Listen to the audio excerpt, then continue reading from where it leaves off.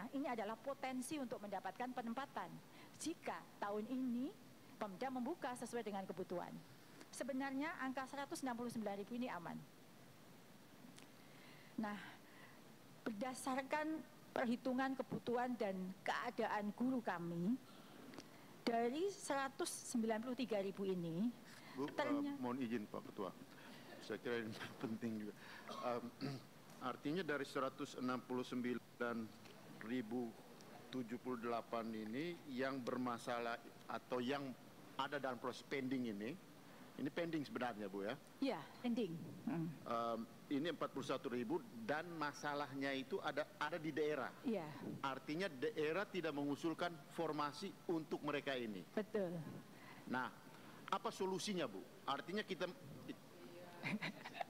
nanti ya, mungkin kami ini harus biar jelas, biar teman-teman di daerah kan mereka seluruh Indonesia lihat ini. Iya. Jadi daerah mengendorse daerah untuk membuat formasi untuk mereka karena dari pusat ada sebenarnya. Betul. Formasi ini. Oke, baik. Terima kasih Pak. Jadi sebenarnya di bawah itu kami sudah memberikan alternatif solusi. Jadi alternatif solusinya memang koordinasi dengan Pemda untuk dapat diangkat pada seleksi berikutnya.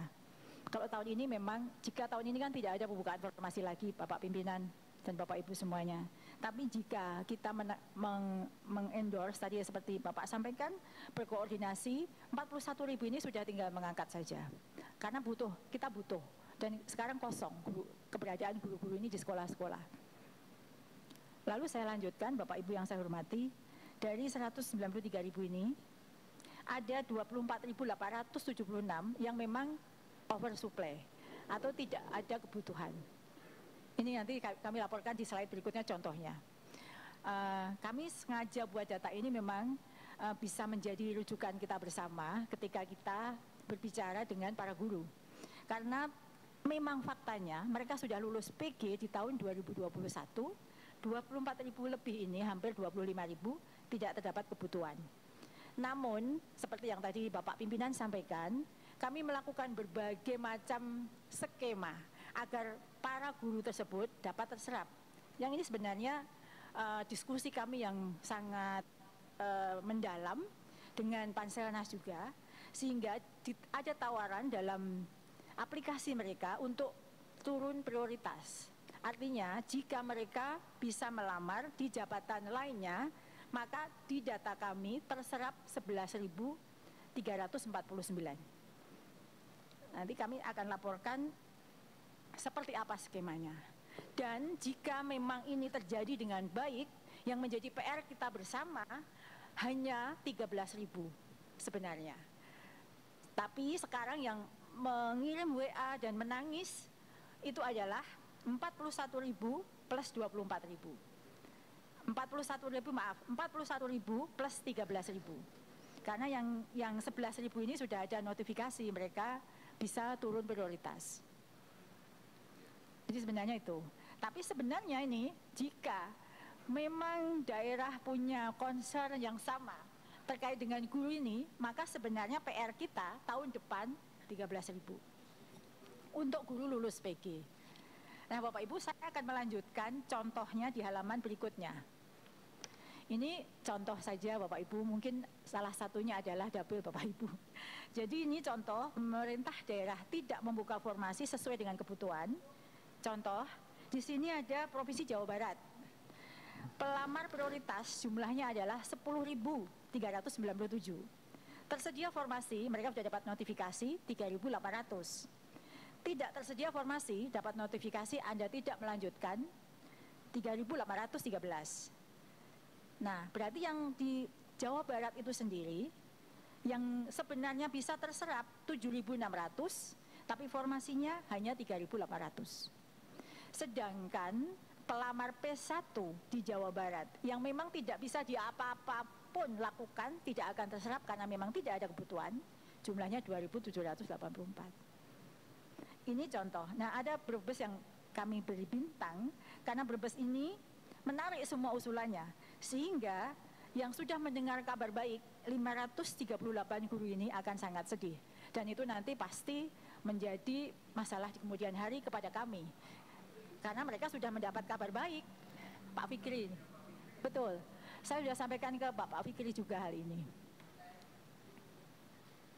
Sebenarnya di Brebes itu, Bapak Ibu yang saya hormati, hanya tinggal 35 saja plus 14. Namun sekarang 587 guru akan sangat menderita dan menangis karena sudah mendapatkan kabar baik dan sudah syukur itu karena mendapatkan formasi. Ini contoh Bapak Ibu kondisi yang kami alami, kesulitan yang kami alami, bahwa guru-guru lulus PG ini benar-benar sebenarnya prioritasnya ingin ditempatkan. Tapi jika seperti ini keadaannya, apakah apa yang bisa kami kerjakan selain harus mengendorse Pemda untuk bisa membuka formasi ini. Lalu slide berikutnya, Bapak Ibu yang saya hormati, kami ingin memberikan contoh di halaman yang tadi saya paparkan, halaman gambar data, itu ada 24.876. Nah, di data, bukan yang ada gambar data. 24.676. Nah, contoh bahwa mereka tidak ada formasi, slide-nya dilanjutkan di halaman 11 saja. Nah, tadi halamannya. Nah, itu ada contoh oversupply, itu Bapak Ibu, adalah di slide yang terpapar di layar. Sebagai contoh, ini Nusa Tenggara Barat, Kota Bima. Sekolahnya SD Negeri 4 Kodo, Kota Bima. Kebutuhannya guru kelas. Kebutuhannya 6, sudah ada ASN 4, non ASN-nya ada 21 Bapak Ibu. Di satu SD yang hanya punya 6 kelas. Ini data kami. Ada 21 non ASN yang ada di sana. Sehingga jika ini hanya 2 yang terserap, yang 19 itu ketika kita cari di Kota Bima, seluruh SD sudah penuh. Mungkin hanya bisa terserap, kan boleh kita pindah keluar SD-nya, tapi masih dalam satu daerah kewenangan. Hanya terserap mungkin hanya 2. Yang 17 ini yang tidak mungkin bisa diangkat tahun ini, karena memang di Kota Bima tidak ada kebutuhan untuk guru SD.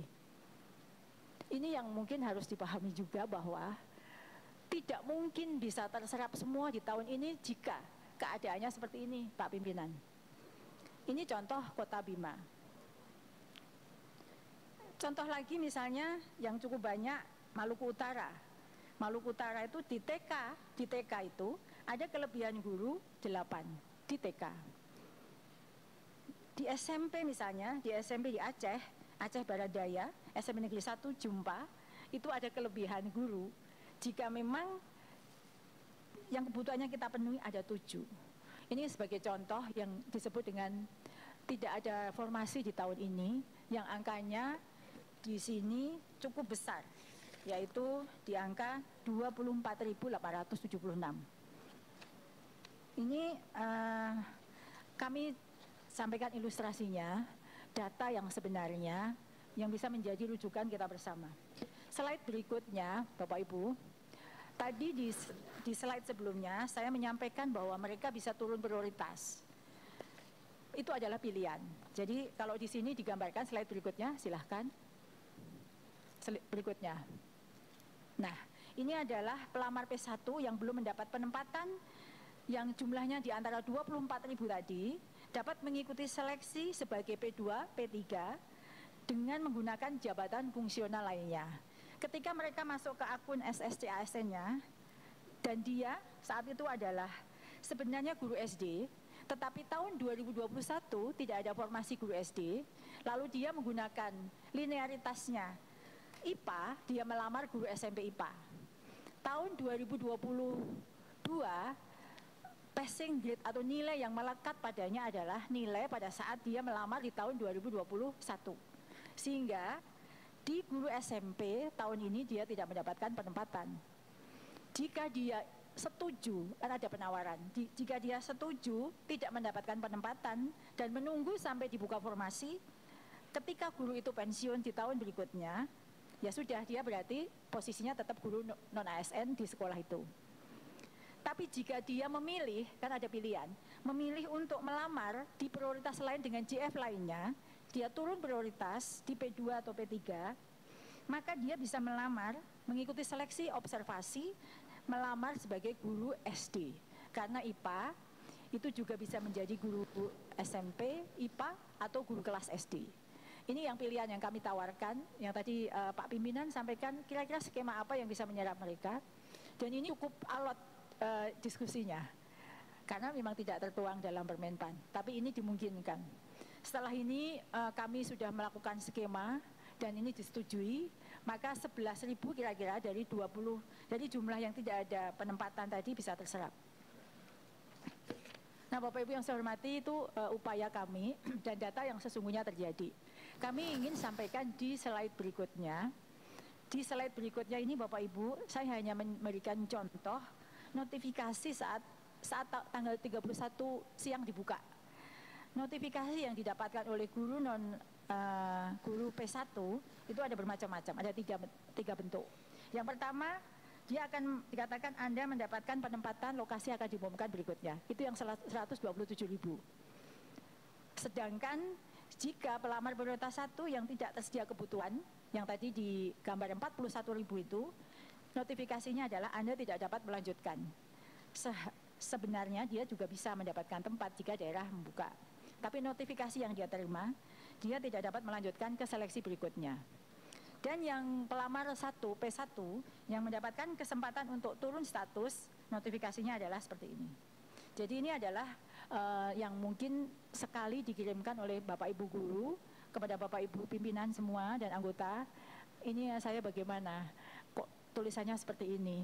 Inilah yang penjelasannya, bahwa sebenarnya 127.000 itu sudah aman, kemudian 11.000 akan aman, dan 41.000 yang masih harus nunggu tahun depan. Nah, Bapak Ibu yang saya hormati, di slide berikutnya, ini juga sedikit mempengaruhi juga hasilnya, karena mekanisme, kan ada mungkin pertanyaan kepada Bapak Ibu semua, saya juga lulus PG dari swasta, kenapa yang itu diterima saya belum? Nilainya lebih tinggi saya, begitu ya, mungkin. Karena di dalam Permenpan RB diatur bahwa prioritas penempatan untuk yang lolos PG diatur berdasarkan urutan. THK 2 dulu, jika masih ada honorer negeri, jika masih tersisa lulusan PPG, baru swasta.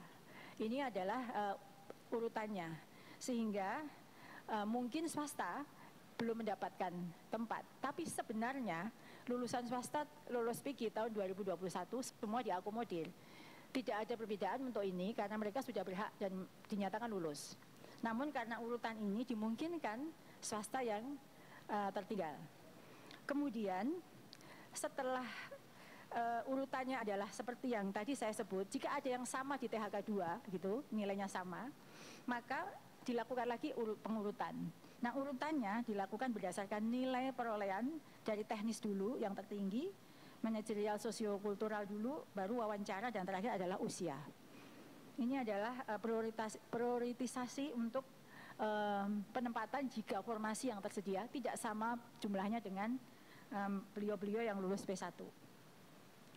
Lalu Bapak Ibu yang saya hormati, ini mungkin yang perlu juga masukkan dalam forum yang mulia ini, bahwa sesuai dengan kesepakatan awal bahwa guru negeri ditempatkan di sekolahnya dan tidak ada pergeseran bagi guru yang sudah tersedia di situ.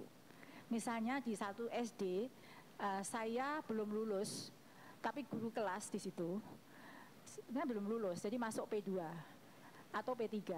Ada P1 tidak bisa menggeser ini karena ada kesepakatan bahwa tidak lagi menggeser guru sehingga mereka kehilangan pekerjaan.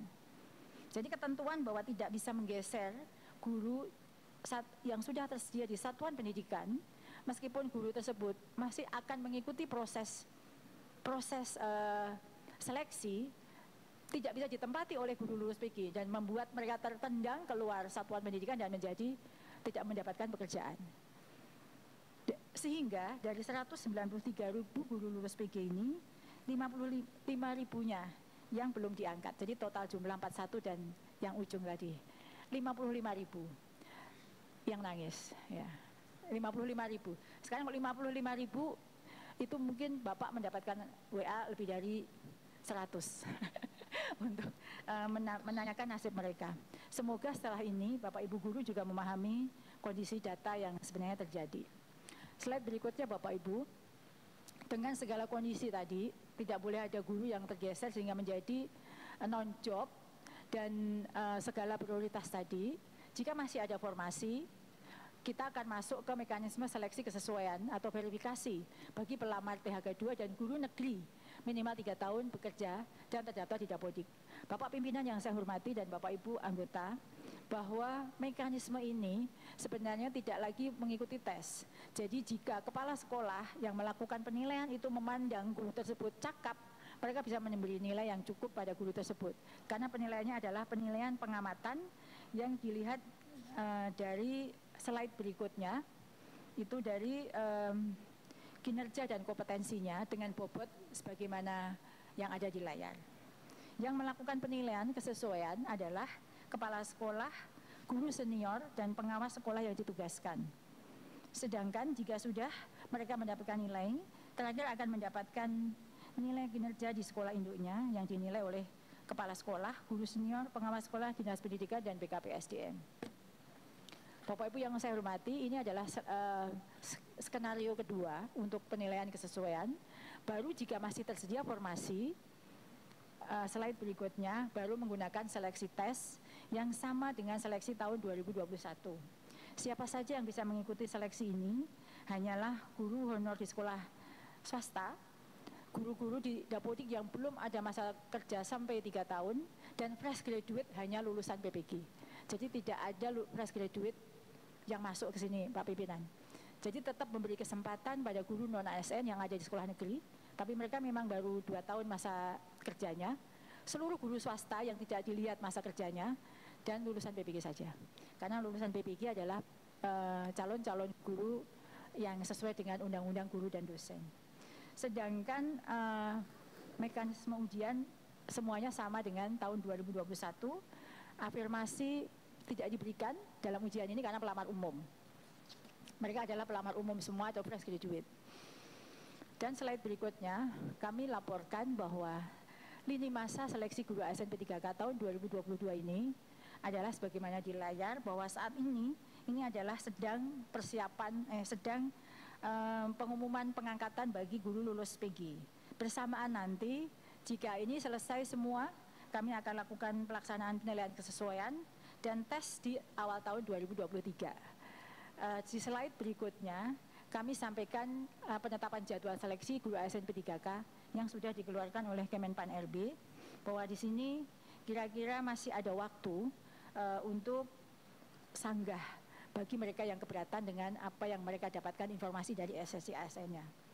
Dan jika semua rencana ini diridhoi dan kerjasama yang baik dari semua Panselnas, maka insya Allah tes tetap akan kami lakukan di tahun 2023 jika masih ada formasi.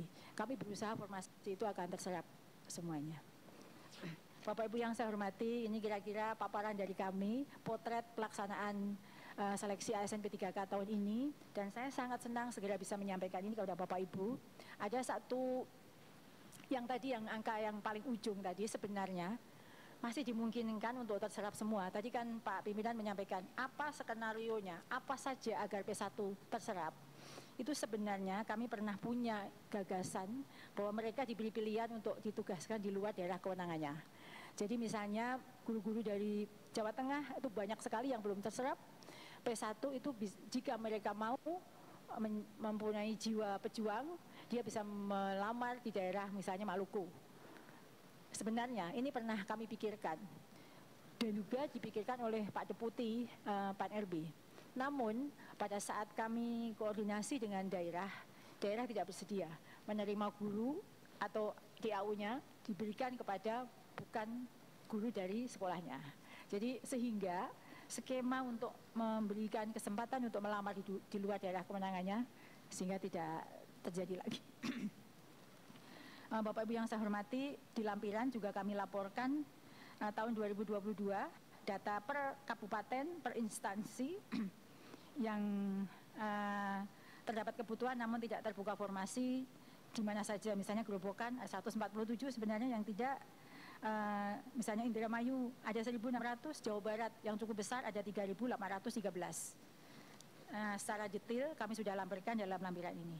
Demikian Bapak Pimpinan dan Bapak Ibu yang saya hormati, paparan dari kami, mohon saran dan masukan. Terima kasih. Assalamualaikum warahmatullahi wabarakatuh.